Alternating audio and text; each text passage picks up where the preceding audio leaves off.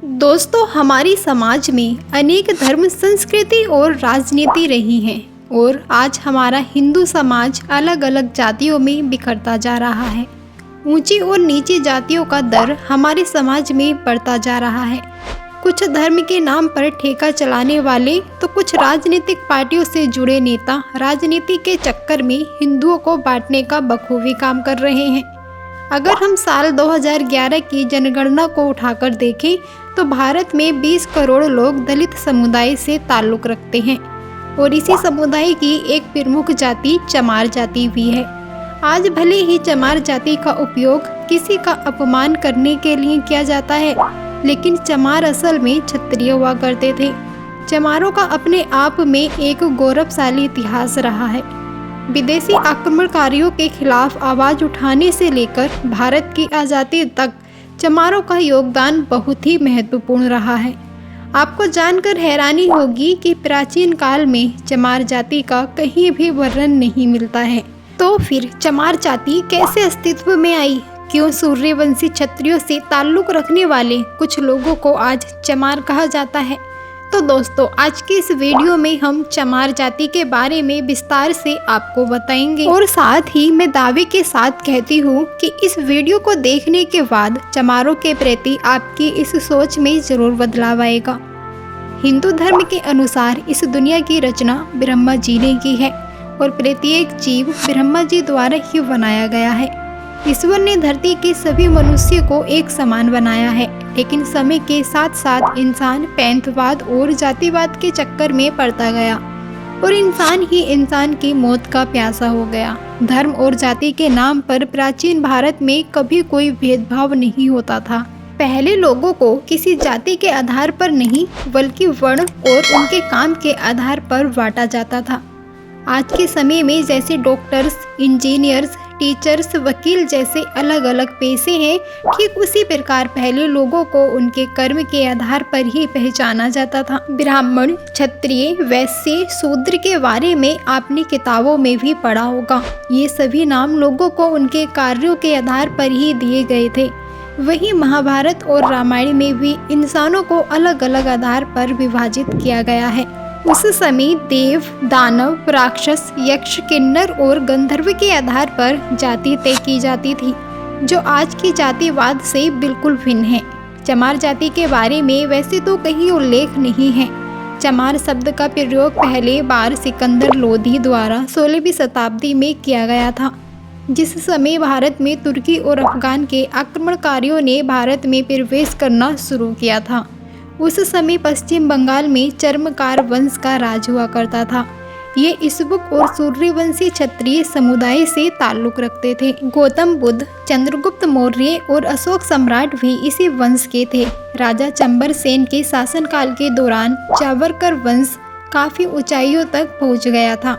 संत रविदास जी भी चांबर वंश के ही वंशज थे। चित्तौड़ के राजा राणा सांगा और उनकी पत्नी झाली रानी संत रविदास जी को काफ़ी मानते थे। राजा और रानी ने मिलकर रविदास जी से चित्तौड़ आने का अनुरोध किया और कहा कि वे चित्तौड़ के राजगुरु बनकर महल में निवास करें।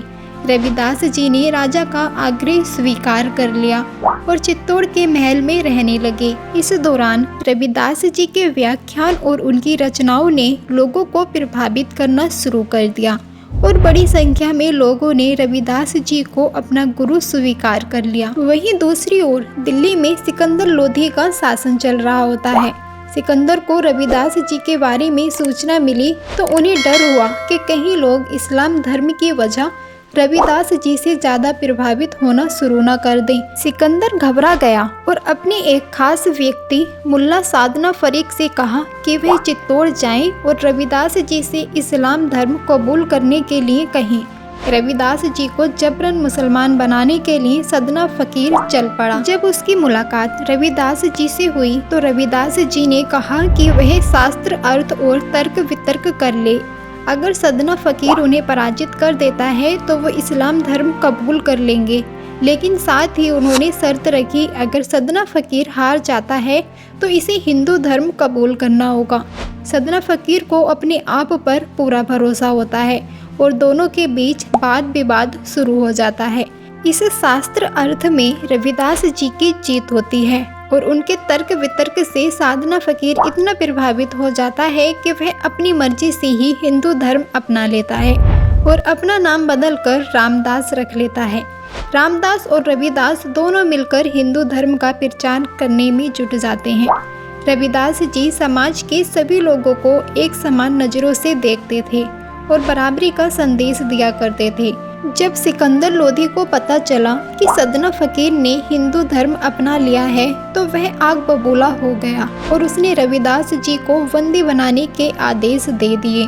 रविदास जी को बंदी बनाकर एक कारागार में डाल दिया गया। सिकंदर लोधी का हिंदुओं पर अत्याचार बढ़ता जा रहा था। वह लोगों को अधिक से अधिक इस्लाम कबूल कराने पर मजबूर कर रहा था। रविदास जी को जब कारागृह में बंद किया गया तो क्षत्रिय राजाओं और चावरकर वंश के लोगों का खून खोल उठा। कई राजाओं ने मिलकर दिल्ली को चारों तरफ से घेर लिया। सिकंदर लोधी के खिलाफ आम लोगों ने अपनी आवाज़ बुलंद कर दी। इस तरह लोगों के विद्रोह को देखते हुए लोधी ने संत रविदास जी को रिहा कर दिया। लेकिन सन 1520 ईस्वी में संत रविदास जी का देहांत हो गया और एक बार फिर सिकंदर लोधी का अत्याचार बढ़ गया। चर्मकार वंश के लोगों ने इस्लाम धर्म कबूल करने से साफ इनकार कर दिया। सिकंदर लोधी ने इस वंश के सैकड़ों हजारों लोगों को बंदी बनाया और उन्हें चमड़े के जूते और अन्य चीजें बनाने का काम सौंप दिया गया। विदेशी आक्रमणकारियों से पहले भारत में चमड़े के जूते या अन्य चीजों का प्रयोग नहीं किया जाता था और चमड़े को लोग अशुद्ध माना करते थे। इसके बाद सिकंदर लोधी ने चमड़े का काम करने वाले क्षत्रिय लोगों का अपमान करने के लिए उन्हें चमार कहकर संबोधित किया। चर्मकार वंश के लोगों का अपमान करने और इस्लाम कबूल न करने पर सिकंदर ने चमार कहकर इस क्षत्रिय लोगों का बहुत अपमान किया। क्षत्रिय लोग हमेशा से ही अपने उसूलों के पक्के माने गए हैं। वे न तो सिकंदर के आगे झुके और न ही उन्होंने इस्लाम धर्म कबूल किया। इस तरह अपने स्वाभिमान की रक्षा के लिए उन्होंने चमड़े का काम किया और तभी से चमड़े का काम करने वाले लोगों को चमार कहना शुरू कर दिया गया। इस जाति के लोगों की शिक्षा पर भी रोक लगा दी गई, जिससे कि उनकी आने वाली पीढ़ी को अपने गौरवशाली इतिहास के बारे में बिल्कुल भी पता न चल सके।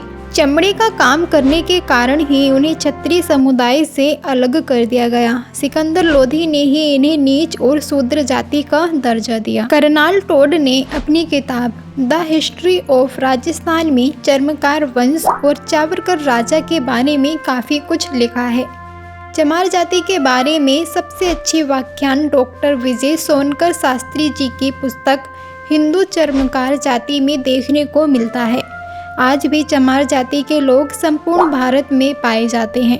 भारत के अलावा नेपाल और पाकिस्तान में भी इस समुदाय के लोग रहते हैं। राजस्थान के कुछ इस समय चमारों का रहन सहन और बर्ताव राजपूतों जैसा नजर आता है। महिलाएं घूंघट रखती हैं तो वही पुरुष स्वाभिमान के लिए मूछें रखते हैं। आज इसी दलित को या इस जाति के लोगों को चमार कहा जाए तो वे काफ़ी गुस्सा हो जाते हैं और अपमानजनक महसूस करते हैं, और वह अपनी जगह बिल्कुल ठीक भी हैं, क्योंकि जब वह चमार हैं ही नहीं तो भला किसी की गलत बातों को क्यों बर्दाश्त करें। दूसरे विश्व युद्ध के दौरान अंग्रेजों ने एक चमार रेजिमेंट का भी गठन किया था, जो एक पैदल रेजिमेंट थी। आधिकारिक तौर पर यह 1 मार्च 1943 को बनाई गई। चमार रेजिमेंट को सेना ने कोहिमा की लड़ाई में अपनी महत्वपूर्ण भूमिका निभाई थी और उसके लिए रेजिमेंट को सम्मानित भी किया गया था। 1946 में रेजिमेंट को भंग कर दिया गया था। समय समय पर लोगों द्वारा एक बार फिर से इस रेजिमेंट के गठन की मांग की जाती रही है। बाबा साहेब अम्बेडकर ने अपना पूरा जीवन दलित और पिछड़ी जाति के लोगों को समाज में बराबरी का दर्जा दिलाने में अपना जीवन समर्पित कर दिया। आज भी चमार और अन्य दलित समुदाय के लोग भीमराव अंबेडकर को अपना आदर्श मानते हैं। जरा सोच कर देखिए कि यदि चर्मकार वंश क्षत्रियों ने इस्लामी आक्रमणकारियों के खिलाफ अपनी आवाज़ न उठाई होती और इस्लाम धर्म कबूल कर लिया होता तो आज भारत में मुसलमान की संख्या 50 करोड़ से भी अधिक होती और इस बात को भी नकारा नहीं जा सकता है कि शायद हिंदू से भी ज़्यादा मुसलमानों की आबादी आज देश में होती। हिंदू धर्म और समाज की रक्षा में चमार जाति का योगदान कभी भुलाया नहीं जा सकता। तो दोस्तों, उम्मीद करते हैं कि आपको यह वीडियो पसंद आई होगी और चमार जाति के गौरवशाली इतिहास के बारे में भी आप समझ गए होंगे। आज के बाद यकीनन चमारों को देखने का नज़रिया भी बदल जाएगा। आज लोग सिक्योरल होने के नाते ईद पर सवैया खा सकते हैं, तो फिर दलित के घर का पानी पीने में क्या ऐतराज़ है। ईश्वर ने प्रत्येक इंसान को एक समान बनाया है और हमें भी ईश्वर की रचना में भेदभाव नहीं करना चाहिए। दोस्तों, अगर आपको यह वीडियो और जानकारी पसंद आई है तो इसे अपने दोस्तों में ज़रूर साझा करें और साथ ही वीडियो को एक लाइक ज़रूर कर दें।